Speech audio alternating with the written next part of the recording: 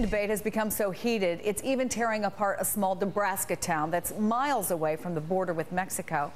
After a 2-year battle, voters in tiny Fremont, Nebraska go to the polls today to decide if banning undocumented immigrants, keeping them from getting jobs or renting an apartment, is the answer to what they believe is their immigration problem. I'm joined by Democratic radio talk show host Nancy Skinner, host of syndicated Nancy Skinner Show, and Ben Ferguson, founder of the conservative Icon Radio Network, whose Ben Ferguson Show is also nationally syndicated. Good morning to both of you. How are you doing today? Morning. Morning, Good. Chris. Great. Nancy, it does seem like these immigration debates are popping up in what seem to be the most unlikely places. Now, in this town, there has been an influx of immigrants working at local meat packing plants.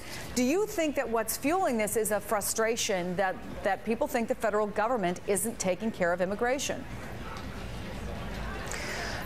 You know, I think there's a bit of that, Chris, but I also think all of these, Arizona, Fremont, it comes down to jobs. And whenever the economy is lousy, you see immigration heat up as a political issue. Now, you just described the political environment. Are we going to get comprehensive immigration reform done in this environment in election year? No. But here's what I think. I think that it's much more likely if you tied not just the immigration and stopping the flow of immigrants into America to our trade policies, because you were talking just previously with your reporter about China. All those low-wage jobs and cheap stuff get made overseas. If we tied trade reform and started an insourcing policy, so we created more stuff here, I think then we could find a deal on immigration and we would all be happy. Yes, Ben.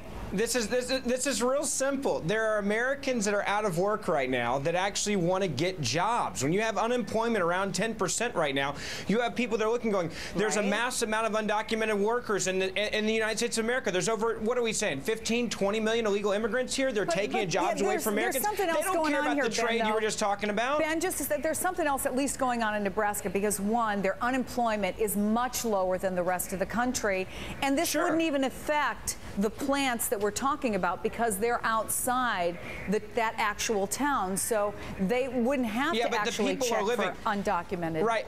But the people are living in their town, and that's their point. There's a lot of people that live in the town that go outside of that town to work, but the fact of the matter is they're looking at how many undocumented workers are renting in their town, and they're taking the jobs from people that live in that town. A lot of people commute. You know that. I mean, look at the U.S. People commute every day. Let's say we pass this law. Look at what could happen. If they can't get enough U.S. citizens to work meat packing jobs, which is hard, then that factory goes out of business. What does that do to the tax basis in Fremont? You're advocating for illegal immigrants. So literally what you're saying is that you're advocating for illegal immigrants to keep these jobs.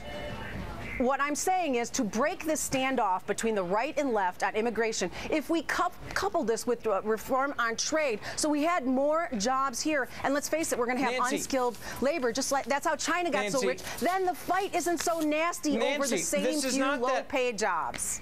This is not that hard of an issue to fix. You let documented workers take jobs. And when you have unemployment at 10%, around 10% of the United States of America, all I care about right now is having Americans who are conservative, liberal, black and white, and everything in between have the first shot at a job. That's all I want.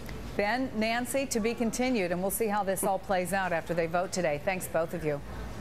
Thanks for having us. As the